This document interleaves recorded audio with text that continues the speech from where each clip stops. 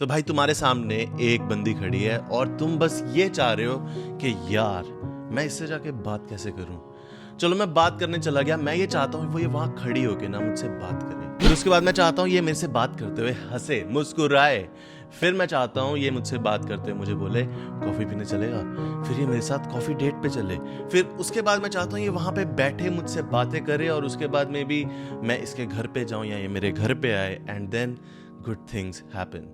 पर on the other hand तुम ये सोच रहे हो अगर मैं इससे बात करने गया यार अगर इसने मेरे चांटा मार दिया तो, अगर इसने मेरे मुंह पे मेरी बेइज्जती कर दी तो, अगर मैं फ्रीज हो गया, अगर मेरे पास कुछ बोलने को ही नहीं रहा, अगर लोग मेरे को पीटना शुरू कर दिए, अगर बहुत सारे लोगों की आंखें मेरी तरफ हो गई तो मैं क्या करूंगा। या फिर अगर मैं इसे बात करने गया और इसका भाई बंदा बीच में आ गया, इसका पति बीच में आ गया तो मैं क्या करूंगा।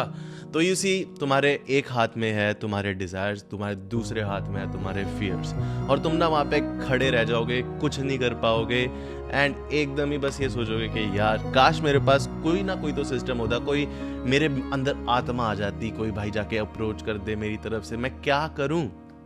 मैं बता रहा हूँ क्या हो रहा है तुम्हारे साथ। तुम ना भाई नर्वस आ रहे हो और बहुत ही ज्यादा नर्वस आ रहे हो। इस वीडियो में मैं जो तुम्हें बताने जा रहा हूँ वो यही बताने जा रहा हूँ कि भाई जब भी तुम नर्वस फील करते हो तो करना क्या होता है, क्या किया जाए, तुम्हारे शरीर के अंदर क्या हो रहा है। क्योंकि अगर तुम देखोगे ये सारा का सारा खेल जो है ना भाई, ये फिजियोलॉजी और साइकोलॉजी का खेल है। तो अगर तुम्हारा सारा का सारा कंट्रोल आ गया तुम्हारी साइकोलॉजी और फिजियोलॉजी के ऊपर, you will be able to deal with this issue.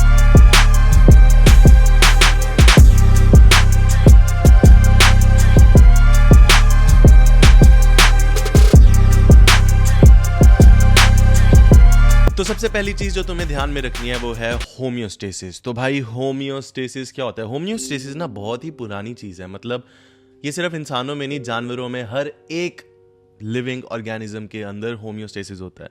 तो होम्योस्टेसिस होता क्या है। होम्योस्टेसिस कहता है कि हमारी बॉडी में ना दो तरह के नर्वस सिस्टम है जो कि फॉलो किए जाते हैं, और ये दोनों नर्वस सिस्टम जो है ये सेंट्रल नर्वस सिस्टम का पार्ट है। तो पहला नर्वस सिस्टम आ जाता है सिंपैथेटिक नर्वस सिस्टम, दूसरा नर्वस सिस्टम आ जाता है पैरासिम्पैथेटिक नर्वस सिस्टम। अब सिंपैथेटिक नर्वस सिस्टम किस चीज के लिए रिस्पॉन्सिबल है। सिंपैथेटिक नर्वस सिस्टम रिस्पॉन्सिबल है तुम्हारे फाइट और फ्लाइट रिस्पॉन्स के लिए। अगर तुम जिम में हो तो तुम्हें भाई तुम्हारी सांसें तेज चाहिए। तुम्हारी जब सांसें तेज होती है तो तुम्हारी हार्ट बीट बढ़ जाती है। हार्ट रेट बढ़ने से क्या होगा, तुम्हारा ब्लड फ्लो तेज हो जाएगा। ब्लड फ्लो तेज होने से क्या होगा, रेजिस्टेंस पैदा होगी तुम्हारे नर्व्स के अंदर, और उन रेजिस्टेंस की वजह से तुम्हारी बॉडी हीटअप होगी, और इस हीटअप होने के वजह से तुम स्वेट करोगे। बट अगर तुम एक जगह पे खड़े हो, तुम जिम नहीं हो, तुम बस खड़े हो, तुम्हें जाके उससे बात करनी है, अब क्या करोगे। क्योंकि यहाँ पे खड़े खड़े ही तुम्हारा हार्ट रेट बढ़ गया, खड़े खड़े ही तुम्हारी सांसें तेज होगी। हार्ट रेट बढ़ने से और सांसें तेज होने की वजह से तुम्हारा खून इतनी तेज दौड़ रहा है तुम्हारी रगों के अंदर कि तुम्हें पसीना आ रहा है। अब क्या करेगा, ब्रेन इंटरप्रेट करेगा। ब्रेन इंटरप्रेट करेगा कि भाई तेरे को पसीना क्यों आ रहा है इतना, क्या तू डरा हुआ है। एंड बूम, तुम फाइट या फ्लाइट रिस्पॉन्स में आ जाओगे। इसका मतलब कि अगर तुम अब जाओगे उससे बात करने, उस बंदी से बात करने, तुम फाइट और फ्लाइट रिस्पॉन्स में बात करने जाओगे, या तो तुम उस सिचुएशन से लड़ने की कोशिश करोगे, उस सिचुएशन में जिंदा रहने की कोशिश करोगे। तुम्हारी आंखें ऐसे होगी बात करते हुए, मैं तुम्हें बता रहा हूँ, हाय तुम इतने डरे होगे उस सिचुएशन में, तुम्हारी सांसें इतनी तेज होंगी, इतनी शैलो ब्रेथ होगी कि तुम होम्योस्टेसिस से बाहर आ चुके हो। या फिर क्या होगा, तुम ना वहां से फ्लाइट करने की कोशिश करोगे कि मैं जाऊं इंटरेक्शन से जिंदा वापस आने के लिए, बस भगले यहाँ से, भगले, फ्रीज हो चुका है तू, भाग यहाँ से, नहीं तो पिटेगा, नहीं तो बहुत बुरा होगा। तू कैसा लग रहा है यहाँ पे, सोसाइटी क्या एक्सपेक्ट करते है, तेरे माँ बाप क्या सोचते हैं तेरे बारे में, और तू ये क्या कर रहा है। और ये सारी थॉट्स तुम्हारी थॉट्स हैं, उसने तो हाय बोला तुम्हें। ये सब तुम्हारी थॉट्स हैं और तुम्हें फाइट या फ्लाइट में डाल देंगी। This is called as sympathetic nervous system. पर पैरासिम्पैथेटिक नर्वस सिस्टम क्या होता है। मान लो तुम ना जॉब से फ्री होके घर वापस आते हो कि भाई बहुत थक गया, चलो ना रिलैक्स करते हैं अब भाई जब तुम पैरासिम्पैथेटिक नर्वस सिस्टम में आते हो ना, तुम्हारी ब्रीदिंग जो है वो डीप हो जाती है। जब तुम्हारी ब्रीदिंग डीप होती है, तुम्हारा हार्ट रेट गिर जाता है। जब हार्ट रेट गिरता है तो तुम्हारा ब्लड फ्लो जो है वो धीमा हो जाता है। जब तुम्हारा ब्लड फ्लो धीमा होगा तो क्या होगा मेरे भाई, तो तुम्हारी बॉडी ठंडी होना शुरू हो जाएगी। जब तुम्हारी बॉडी कूल डाउन होती है तो तुम्हारा दिमाग इंटरप्रेट करता है इसको भी, अच्छा तो अब तू सोशल एंगेजमेंट मोड में है, अब तू रिलैक्सिंग मोड में है। तो do you see one thing, एक ना बैलेंस बना रखा है बॉडी ने सिंपैथेटिक और पैरासिम्पैथेटिक के बीच में। ये बैलेंस क्या है? इस बैलेंस को बोलते हैं ऑटोनॉमिक बैलेंस, इस बैलेंस को बोलते हैं डायनेमिक होमियोस्टेसिस। तो तुम्हें होमियोस्टेसिस के अंदर रहना है, क्योंकि देखो भाई हमें ना ये फाइट और फ्लाइट रिस्पॉन्स की बहुत ज़्यादा ज़रूरत है, क्योंकि अगर ज़रूरत ना होती तो भाई एवोल्यूशन खुद ही बाहर निकाल देती। एवोल्यूशन ने कितनी सारी चीज़ें तो हमारे शरीर से निकाल दी हैं, हमारे गिल्स निकाल दिए, हमारे पंख निकाल दिए, हमारी पूंछ निकाल दी। तो अगर डर, एंग्जाइटी, नर्वसनेस नहीं चाहिए होती तो भाई निकाल देता शरीर, एवोल्यूशन निकाल देती, पर नहीं निकाली। क्यों? क्योंकि इसकी बेहद ज़रूरत है हमें। क्यों ज़रूरत क्यों है? अगर मैं डर नहीं रहा किसी चीज़ से अभी, तो मैं 20th फ्लोर पे बैठा हूँ अभी, मैं नहीं डरता, मार देता हूँ छलांग यहाँ से, मर जाऊंगा। तो भाई डर की बहुत ज़्यादा ज़रूरत है। लेकिन क्या होगा अगर ये डर उस जगह पे आ जाए जहाँ पे इस डर की ज़रूरत है नहीं? यहाँ पे तुम होमियोस्टेसिस से बाहर आ जाओगे। So do you see one thing, तुम्हारा फाइट और फ्लाइट रिस्पॉन्स तुम्हें एवोल्यूशन ने इसलिए दिया है ताकि जब एक्चुअल थ्रेट तुम्हारे सामने आए तो तुम उससे या तो लड़ सको या तो एस्केप कर सको। पर यहाँ पे एक्चुअल थ्रेट नहीं, परसीव्ड थ्रेट है, परसीव्ड थ्रेट। तो इसका मतलब कि सबसे पहली चीज़ जो तुम्हें ध्यान में रखनी है, whenever you are going to go और तुम उस बंदी से बात करने वाले हो, सबसे पहली चीज़ जो तुम्हें ध्यान में रखनी है वो ये होनी चाहिए कि क्या मेरी सांसें डीप हैं? क्योंकि अगर मेरी सांसें डीप रहेंगी तो मेरा हार्ट रेट नीचे रहेगा, मेरा हार्ट रेट थोड़ा गिरा रहेगा, तो मेरी बॉडी कूल डाउन फील करेगी। अगर मेरी बॉडी कूल डाउन फील करेगी, I will be so relax, और अब मैं अच्छे ढंग से गेम कर सकता हूँ। लेकिन मेरे को पता है भाई यहाँ पे बहुत सारे लोग हैं भाई, पता नहीं तुमने ना मेरे हिसाब से 10 करोड़ यूट्यूब वीडियोस देख ली होंगी कि भाई अप्रोच एंजाइटी होने के बावजूद भी मैं जाके बात कैसे करूँ। क्या फ़ायदा, क्या फ़ायदा भाई, क्या करेगा? तेरे को मैं मिशन दे दूं भाई, जा भाई 10 बंदियां ओपन कर जाके 20 मिनट के अंदर अंदर, क्या होगा? तू उन सारी 10 बंदियों से भागने की कोशिश कर रहा है, तू फाइट रिस्पॉन्स में आ रखा है या फ्लाइट रिस्पॉन्स में आ रखा है, तो तेरे उस 10 बंदियां ओपन करने का क्या फ़ायदा? कोई फ़ायदा नहीं, कुछ नहीं होने वाला। सबसे पहली चीज़ जो तेरे को ध्यान में रखनी पड़ेगी वो ये है कि क्या मैं होमियोस्टेसिस के अंदर हूँ या होमियोस्टेसिस के बाहर? अगर तुम होमियोस्टेसिस के बाहर हो तो तुम उस बंदी से भी जो बात कर रहे हो ना भाई, वो भी होमियोस्टेसिस से बाहर निकल जाएगी। क्यों? Monkey C monkey do. क्यों? अगर मैं होमियोस्टेसिस के अंदर हूँ, मेरी सांसें डीप है, मैं रिलैक्स्ड हूँ, तो भाई वो बंदी अगर डरी भी होगी ना मुझसे बात करते करते, वो भी रिलैक्स हो जाएगी। पर अगर मैं होमियोस्टेसिस से बाहर हूँ, मेरी फट रखी है, मेरी सांसें तेज हो रखी है, पसीनों पसीना हो चुका हूँ मैं, तो भाई जब भी वो मेरे से बात करेगी, चाहे वो जितना मर्जी रिलैक्स्ड हो, वो मेरे से बात करते करते टेंशन में आ जाएगी, इसलिए तुम रिजेक्ट होते हो। तो भाई सबसे पहली चीज़ जो तुम्हें ध्यान में रखनी है वो ये है कि तुम्हारी नर्वसनेस तुम्हारे हाथों में है, सॉरी तुम्हारी नर्वसनेस तुम्हारी सांसों में है। दूसरी चीज़ अब जो तुम्हें ध्यान में रखनी है वो ये है कि तुम्हारे ब्रेन फंक्शंस क्या कर रहे हैं। तो हम ना थोड़ी कोर साइकोलॉजी में जा रहे हैं, ब्रेन फंक्शंस क्या कर रहे हैं। तो पहले तुम्हारे फंक्शंस है एनर्जी गैदरिंग फंक्शंस, वो तुम्हें हेल्प करते हैं टू फील मोर एनर्जेटिक। तो मतलब कि या तो तुम एक्सट्रोवर्ट होगे, बाहर जाके एनर्जी गैदर कर रहे हो, या तो तुम इंट्रोवर्ट होगे, मतलब कि अंदर बैठ के घर के एनर्जी गैदर कर रहे हो। अगर मैं इंट्रोवर्ट हूँ और मैं बाहर जाके एनर्जी गैदर करने की कोशिश कर रहा हूँ तो मैं एक्चुअली में एनर्जी लूज करूंगा। और अगर मैं एक एक्सट्रोवर्ट हूँ, मैं घर पे बैठ के एनर्जी गैदर करने की कोशिश कर रहा हूँ, तो एक्चुअल में मैं एनर्जी लूज करूंगा। तो एनर्जी गैदरिंग फंक्शन हो गए। दूसरा इंफॉर्मेशन गैदरिंग फंक्शंस। तो ये फंक्शंस इंफॉर्मेशन गैदर करते हैं कि अच्छा तो ये शेर का पंजा है, अगली बार दिखेगा तो भाई सिंपैथेटिक नर्वस सिस्टम ऑन हो जाना चाहिए, और अगली बार शेर का पंजा दिखे तो एकदम ही अलर्ट हो जाओ, ठीक है। तो तुम देख रहे हो कुछ ऐसी चीज़ें हैं जिनको देखते ही तुम अलर्ट हो जाते हो। जैसे कि मान लो तुम किसी को जाके ओपन कर रहे हो और एक बंदा तुम्हें देख रहा है, तो तुम अलर्ट हो गए। क्यों? तुमने इन्फॉर्मेशन गैदर करी कि मुझे देखा जा रहा है। यू सी, इसको कहते हैं इन्फॉर्मेशन गैदरिंग फंक्शन। पर मुझे देखा जा रहा है, ये अच्छा है या बुरा मुझे नहीं पता। तो यहाँ पे आते हैं तुम्हारे इन्फॉर्मेशन प्रोसेसिंग फंक्शन। अब इन्फॉर्मेशन प्रोसेसिंग फंक्शन का क्या काम है कि तुमने जो इन्फॉर्मेशन गैदर करी है, अब इसे प्रोसेस भी तो करना है। तो अब इसे प्रोसेस कैसे करोगे? तो यहाँ पे तुम्हारे काम आते हैं इन्फॉर्मेशन प्रोसेसिंग फंक्शंस। तो मैं इसमें डीप में नहीं जाना चाहता, क्योंकि if I tell you about information gathering functions, वो होते हैं या तो सेंसिंग फंक्शंस या फिर इंट्यूशन फंक्शन। बट अगर तुम्हें इन्फॉर्मेशन प्रोसेसिंग फंक्शन में जाना है, वो होते हैं या तो थिंकिंग फंक्शन या तो फीलिंग फंक्शन। तो भाइयों मेरे, तुम्हें इंफॉर्मेशन प्रोसेस नहीं करनी उस टाइम पे।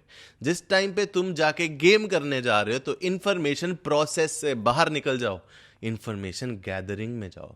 इसका मतलब क्या हुआ? इसका मतलब ये हुआ कि जाके इंफॉर्मेशन को प्रोसेस करना मत शुरू कर दो कि ये जो इसने किया इसका क्या मीनिंग है, ये मेरे को क्यों देख रहा है, वो मेरे को क्यों देख रही है, उसने शक्ल ऐसी क्यों बनाई भाई तूने गैदर कर लिया, रख अपने दिमाग में और इंफॉर्मेशन गैदर कर। जब तुम घर के बाहर गेम करने जा रहे हो, तुम्हारा सारा ध्यान इस चीज पे होना चाहिए कि मैं इंफॉर्मेशन गैदर करने निकला हूँ, मैं इंफॉर्मेशन प्रोसेस करने नहीं निकला।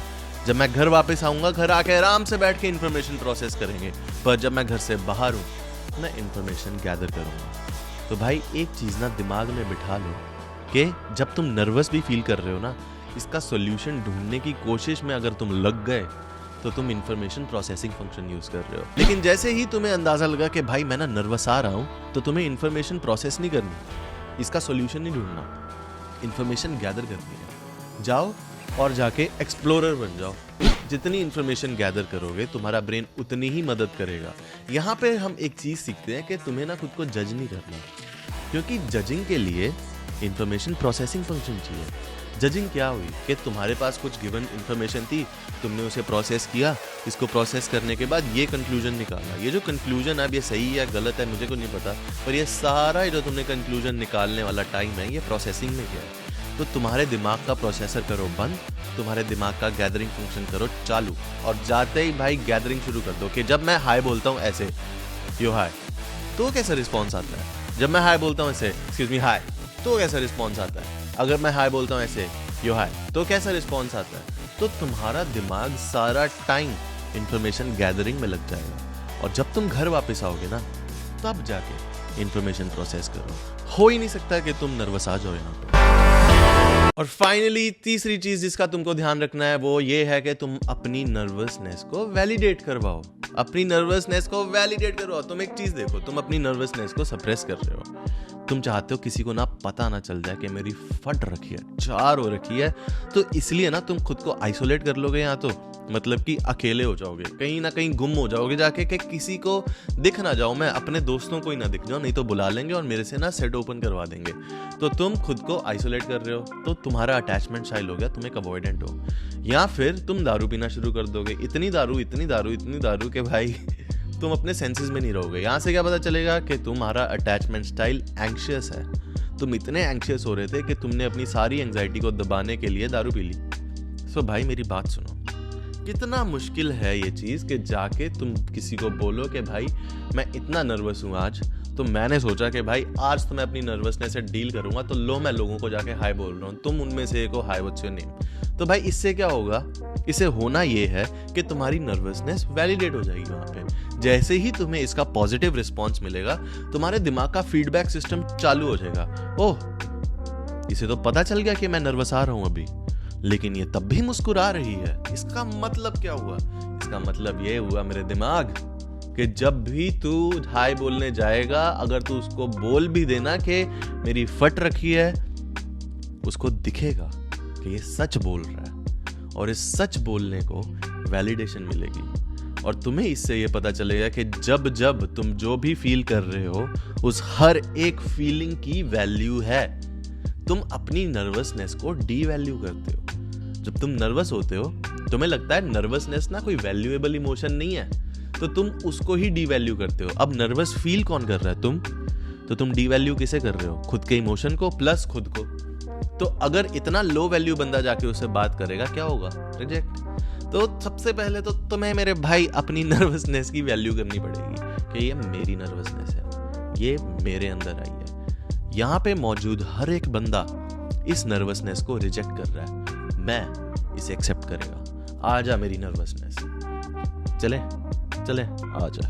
एक्सक्यूज मी, ये ना बहुत नर्वस आ रखा है, इसे हाथ में लाओ जरा। तो the whole process it becomes about having fun. Do you see here? पूरा का पूरा प्रोसेस अब सिर्फ फन बेस्ड हो चुका है कि मेरे को बस अपने अंदर बैठे हर एक इमोशन को वैलिडेट करवाना है। मेरे को नहीं रिजल्ट चाहिए, मेरे को अपने इमोशंस को वैलिडेट करवाना है।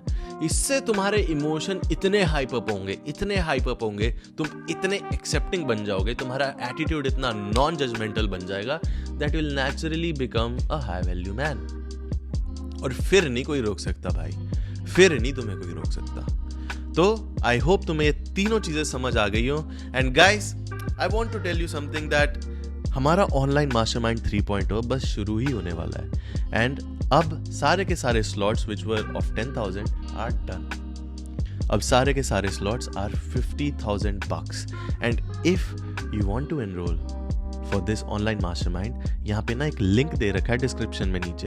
ये जो तुम्हें मैंने बताया है ना, ये तो मैंने हल्का हल्का ऊपर से बताया। तुम्हें यही वीडियो देख के पता लग गया होगा कि यार ये ना बहुत ही ज्यादा टेक्निकल सी इन्फॉर्मेशन है, और तुम्हें ऐसा लग रहा होगा कि इस वीडियो को देख के तुम्हें काफी कुछ पता चल गया भाई नर्वसनेस के बारे में। मैं तुम्हें बता रहा हूँ, दिस इज जस्ट 0.1%। तुम्हें लिटरली अभी भी कुछ नहीं पता चला है। तुम्हें ना बस ऊपर सरफेस का पता चला है, तुम्हें कुछ नहीं पता चला अभी भी। इतनी डीप है गेम कि अभी भी तुम्हें कुछ नहीं पता चला है। और पिछली बार तुमने इस लिंक पे ना क्लिक नहीं किया था जो डिस्क्रिप्शन में दे रखा है, तो तुम 10,000 वाला स्लॉट ना गवा चुके हो।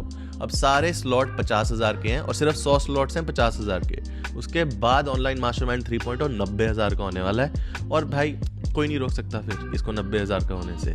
सो if you want to get more in depth learning, तो मैं तुम्हें अभी भी सजेस्ट कर रहा हूँ कि नीचे पड़े हुए डिस्क्रिप्शन बॉक्स के लिंक पे क्लिक करो, अपनी कॉल शेड्यूल करवाओ, और आफ्टर scheduling दिस कॉल मेरी टीम से बात करो। They'll tell you the best solution for the problem that you're going through right now.